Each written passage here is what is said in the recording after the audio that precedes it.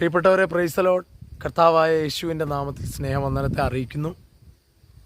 ഒരു വിലപ്പെട്ട മെസ്സേജ് നിങ്ങളുമായിട്ട് ഷെയർ ചെയ്യാനാണ് ഈ വീഡിയോ ചെയ്യുന്നത്. നമ്മുടെ ആത്മീയ ജീവിതത്തിൽ ആരാധന, ദൈവവചന കേൾവി അല്ലെങ്കിൽ സഭായോഗങ്ങളുടെ പ്രാധാന്യമൊന്നും ഒഴിച്ചുകൂടാനാവാത്തതാണ് എന്ന് നമുക്കെല്ലാവർക്കും അറിയാം. നമ്മുടെ നിലനിൽപ്പ് തന്നെ ഭക്തിയേക്കാൾ ഉപരിയായി കർത്താവ് നമുക്ക് നൽകിയ രക്ഷയുടെ സന്തോഷത്തിലാണെന്ന് ഞാൻ പറയാതെ തന്നെ നിങ്ങൾക്ക് എല്ലാവർക്കും അറിയാം. നാം ഇന്ന് രക്ഷ അനുഭവിക്കുന്നതിന് കാരണം നമ്മുടെ മുമ്പാകെ വന്ന ഒരു വ്യക്തി സുവിശേഷം പറഞ്ഞതുകൊണ്ടാണ്. പ്രിയപ്പെട്ടവരെ, നമ്മൾ ആലയത്തിൽ ആരാധിക്കുന്നുണ്ട്, ആലയത്തിൽ ദൈവത്തിൻ്റെ വചനം കേൾക്കുന്നുണ്ട്, കൂട്ടു സഹോദരന്മാരോടും സഹോദരിമാരോടുമൊപ്പം ദൈവസ്നേഹം പങ്കിടുന്ന വ്യക്തികളാണ് നാം ഓരോരുത്തരും.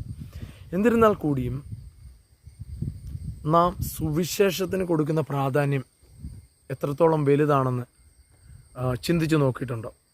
പ്രിയപ്പെട്ടവരെ, യാത്രയിലായിക്കൊള്ളട്ടെ, നമ്മുടെ ജീവിതത്തിൻ്റെ ജോലിയിടങ്ങളിലായിക്കൊള്ളട്ടെ, നമ്മുടെ എല്ലാ മേഖലകളിലും ഈ ലോകയാത്രയിൽ കർത്താവായ യേശു നമുക്ക് ചെയ്ത കാര്യങ്ങൾ അത് പൊതുസമൂഹത്തോട് നാം വിളിച്ചു പറയുകയും അതൊരു സുവിശേഷത്തിൻ്റെ ഒരു വക്താവായി നാം മാറുകയും ചെയ്യുന്നില്ലെങ്കിൽ നമ്മുടെ ആരാധന, നമ്മുടെ പ്രാർത്ഥന ഇവയെല്ലാം എത്രത്തോളം നമ്മെ സ്വാധീനിക്കുന്നുണ്ട് എന്ന് നാം ചിന്തിക്കണം. യേശു കർത്താവ് ദൈവരാജ്യത്തിൻ്റെ സുവിശേഷവുമായി തെരുക്കോണുകളിലൂടെ, പട്ടണ പ്രാന്ത പ്രദേശങ്ങളിലൂടെ, ഗ്രാമങ്ങളിലൂടെ എല്ലാം സഞ്ചരിച്ചു.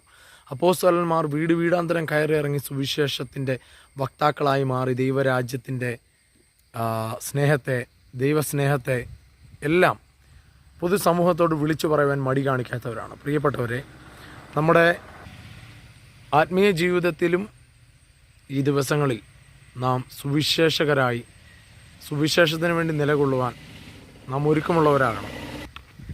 ബസ് യാത്രകളിൽ, ഓരോ ഫംഗ്ഷനുകളിൽ നാം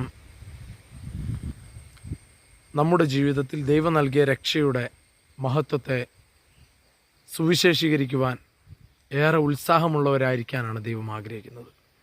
ആലയത്തിൽ നിന്നും പ്രാപിച്ച ആത്മശക്തിയോടെ സുവിശേഷം അനേകരിലേക്ക് എത്തിക്കുവാൻ ദൈവം നമ്മെ ഓരോരുത്തരും സഹായിക്കുമാറാകട്ടെ. God bless you. ആമേൻ.